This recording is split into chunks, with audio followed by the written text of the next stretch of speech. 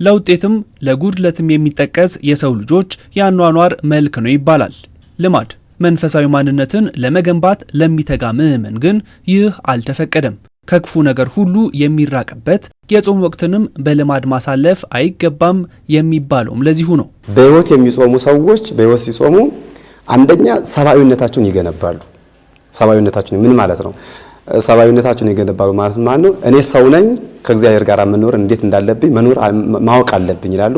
ቀጥሎ ከነሱ እንደነሱ ሰው ለሆነው ሰው ያዝኑለታል። ቀለም ሳይለዩ፣ ሃይማኖት ሳይለዩ፣ ብሔር ቋንቋ ሳይለዩ ለተራበው፣ ለተቸገረው፣ ለወደቀው ወገናቸው ያዝናሉ።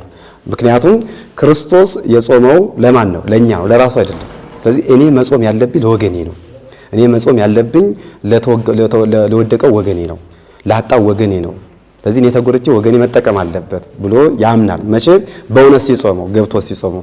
በልማድ ሲጾመው ግን ይሄ ሁሉ የለውም። ከተለምዷዊ አኳኋን ሰዎች ያደርጉታልና እኛ የምናደርገው ዝም ብሎ ሳይበሉ ሳይጠጡ መዋል ብቻ ሳይሆን ወይም ደግሞ ጾም ላይ ክልክል ከሆኑ ነገሮች ብቻ ተቆጥቦ መዋል ብቻ ሳይሆን ዋንኛ ጌታችን ቁርአን ላይ የነገረንን የጾምን ጥበብ ለማግኘት ተቅዋ የሚባለውን ነገር ለማግኘት ሁሉን ነገር መቆጠብና ክፉአችን ሰው ጋር እንዳይደርስ አይናችንን መጾም አለበት፣ ጆሮአችንን መጾም አለበት፣ እጃችንን መጾም አለበት። አፋችን ብቻ አይደለም ተርቦ የሚውለው ወይም ደግሞ ሆዳችን ብቻ ሳይሆን ተርቦ የሚውለው ሁለመናችን መጾም አለበት። ስለዚህ ይህንን ጥበብ ለማግኘት የግድ እንደ ትልቆቹ መጾምና ልማድ ሳይሆን አምልካዊ ተግባር አድርጎ መያዝ ያስፈልጋል። ከዓመት እስከ ዓመት ትህትናን፣ ትዕግስትንና ቀናነትን ተላብሶ መዝለቅ እንደሚገባ የቤተ እምነቶች የየዕለት አስተምህሮ ነው። እንዲህ ያሉ የጾም ወቅቶች ሲመጡ ደግሞ ሃይማኖታዊ ስርዓቱን ከመፈጸም ባሻገር ከፍ ያለ መንፈሳዊ ልዕልና መለማመጃ በመሆናቸው በዋዛ ማሳለፍ እንደማይገባ ነው የሚጠቀሰው። ለምሳሌ ረመዳን አንድ ወር ነው። በአንድ ወር ብቻ ገድበ ነው ከዛ ስንወጣ እርግፍ አድርገን ትተነው እንደገና ወደ ነበርንበት ደግሞ አዘቅት ውስጥ መመለስ ሳይሆን ከጾም የከሰብነውን ወይም ደግሞ የገበየነውን የወሰድነውን ትምህርት ከጾም በኋላም ከረመዳን በኋላም ጾሙ ከወጣ በኋላም ለሁል ጊዜ የህይወታችን ባህሪ ሆኖ መገኘት መቻል አለበት። ዋናው ነገር ይህንን ከፍታ ላይ የደረሰ የመንፈስ ልዕልና ይዞ ማስቀጠል። እኛ ሰዎች ነንና እንሳሳታለን፣ እናጠፋለን። ነገር ግን እንደው የተወሰነ ጊዜ እንኳን ብናስቀጥለው ሌላው ደግሞ ከዚያ በላይ ቢያስቀጥለው አንዳችን ከአንዳችን እየገበየ ነው በጥሩ አኗኗር በመልካም መልኩ መኖር ያስፈልጋል። ብዙ ሰው የሚያደርገው ምንድነው? በጾም ወር ያበላል፣ ያጠጣል፣ ያለብሳል፣ የተጣመመ ይጠይቃል፣ ይወደቀ ያነሳል፣ ሌላም በጎ ነገር ያደርጋል። ልክ ሲፈሰግ የሚመልሰው ወደ ራሱ ነው።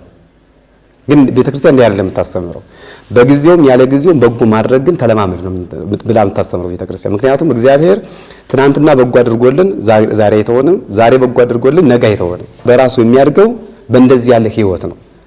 በሚቀጥል ቀጣይነት ባለው ነገንም ተስፋ በሚያደርግ ነገን ብሩህ በሚያደርግ ተጋድሎ ወይም ደግሞ ጽናት ነው እንጂ በአንድ ቀን ብቻ ጽድቅም ስለማይያዝ ይቀጥላል። እንደ አብይና የረመዳን ያሉ የጾም ወቅቶችን ስለ ሀገር በመጸለይ መንፈሳዊ ማንነትንም ለማጎልበት መጠቀም እንደሚገባ ነው የሚነሳው።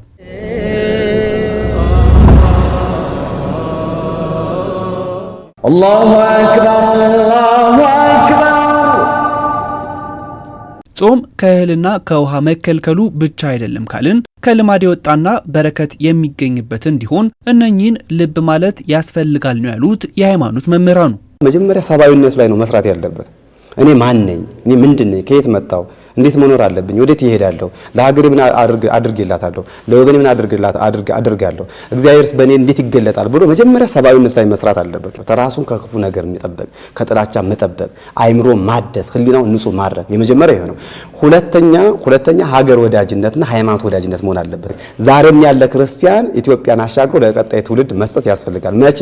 ሰብአዊነቱን ሲገነባ፣ ሀገሩን ሃይማኖቱን ሲወድ፣ መጨረሻ እግዚአብሔርን የሚፈራው የሚያመልከውን አምላክ መፍራት አለበት። ራስን ለመቀየር ከደህና ሰዎች ጋር ተቀላቅሎ ደህና ቦታ ሄዶ እኛ በሃይማኖታችን ሐሪማዎች ምንላቸው አሉ ትልቅ መሻይኾች የአላህ ሰዎች አላህ የሚፈሩ ሰዎች ጥቅልል ብለው ገብቶ ረመዳንን ወሬ የለ ምን የለ አምልኮዊ ተግባሮች ብቻ እየተፈጸሙ ትንሽ ጊዜ እርስ በርሳቸው የሚያወሩባት ጊዜ ራሱ በጣም ሙስን ነችና ያቺም ገደብ ያላት ወሬ ነው የምትሆነው። እንዲህ አይነት አጽዋጽዋም አለ። የሚችል ሰው ያን ያደርጋል። ግን ከኑሮ ጋር ከስራ ጋር ያልችልም የሚል ሰው ደግሞ የውስጥ ቁርጠኝነትና ወሳኝነት እኔ አላቅምና ይቺ መጨረሻ ጾም ልትሆን ትችላለች በአግባቡ ልትጠቀምባት ብሎ በውስጥ ከወሰነ ኢንሻአላህ የሚጠቀምበት ይሆናል።